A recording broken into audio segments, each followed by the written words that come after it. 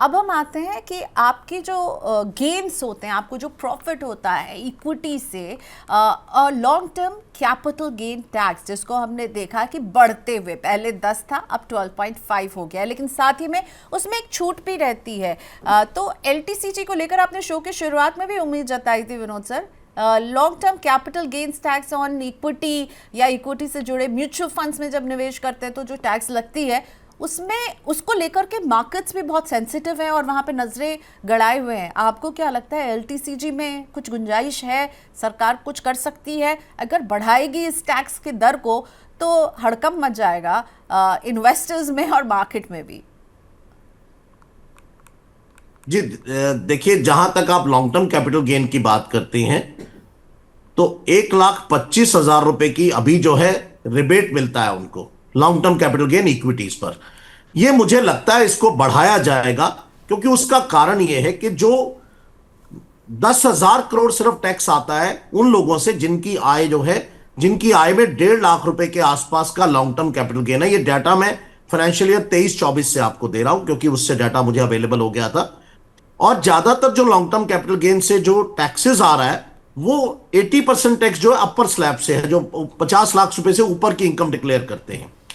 तो उसको देखते हुए मुझे लगता है कि जो ये लॉन्ग टर्म कैपिटल गेन का इक्विटी का है ये बिल्कुल बढ़ेगा और इसका बेनिफिट मिलना ही चाहिए कहीं ना कहीं। और ये भी रिबेट जो 1,25,000 है इसको और बढ़ाया जाएगा, इसका बेनिफिट जो है मिलेगा, जिससे स्टॉक मार्केट को थोड़ा बूस्ट मिलेगा। और ये मैंने कहा आपसे, जो थोड़ा बहुत ये लोग पैसा पैसिव कमाने की कोशिश करते हैं उनको उस पर छूट दी जानी चाहिए और उनको इंसेंटिवाइज किया जाना चाहिए, ताकि वो कुछ और काम करें और उसके साथ साथ ये अपने महंगाई को बीट करने के लिए पैसा उनके पास आ जाए।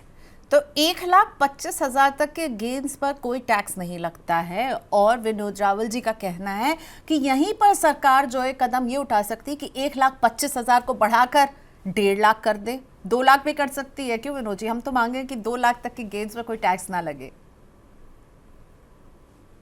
जी जी, मैं आपके साथ सहमत हूं, ये होना तो 2 लाख ही चाहिए, पर 2 मांगेंगे, पर मुझे लगता है 1,50,000 से ऊपर उम्मीद कम है।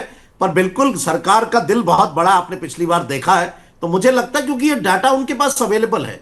एक 10,000 करोड़ का अगर सिर्फ टैक्स रेवेन्यू आ रहा है नीचे के स्लैब से, तो उनको बेनिफिट देने में कोई हर्ज नहीं है। उसका आप उसी टाइम को, आप उसी एनर्जी को, उसी इंफ्रास्ट्रक्चर को आप यूटिलाइज कर सकते हैं बाकी जगहों से रेवेन्यू कलेक्ट करने के लिए। तो मुझे लगता है सरकार बिल्कुल इसको आगे बढ़ाएगी और इस पर और अच्छे जो टैक्सेस हैं वो बड़े स्लैब से ज्यादा कलेक्ट करने की कोशिश करेगी। और अभी जो 12.5% का टैक्स लगता है एलटीसीजी पर, गेन्स पर आपको जो देना होता है 12.5, इसको चेंज कर सकती है क्या सरकार?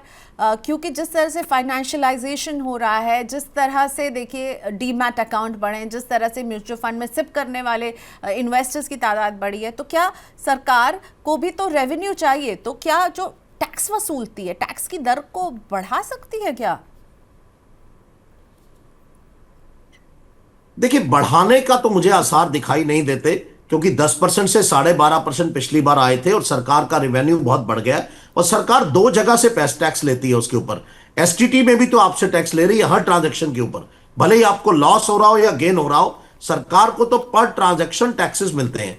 वो टैक्स अलग से मिल रहा है, यहां से 12.5% अलग से मिल रहा है। पर मेरी तो उसके अंदर ये एक प्रार्थना रहेगी कि किसी भी तरह से इसको कम किया जाए।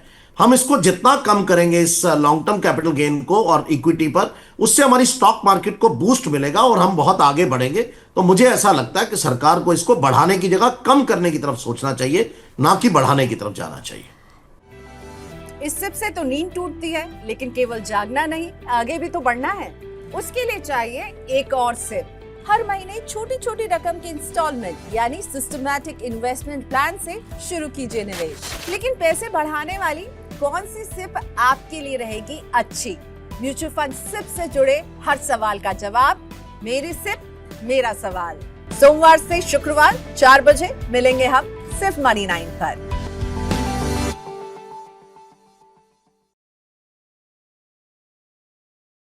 ग्लोबल संकेतों के दम पर कैसे खुलेंगे हमारे बाजार? क्या कह रही हैं खबरें और ब्रोकरेज रिपोर्ट्स? किन शेयरों में बनेगा पैसा? बाजार खुलने के बाद क्या खरीदें, किन शेयरों को करें पोर्टफोलियो से बाहर? कैसा रहा बाजार का दिन भर का कारोबार? कैसे तैयार करें कल के बाजार की स्ट्रैटेजी। इन सब सवालों के जवाब जानिए मेरे साथ ओपनिंग बज और क्लोजिंग बज में इन वक्त पर सिर्फ मनी 9।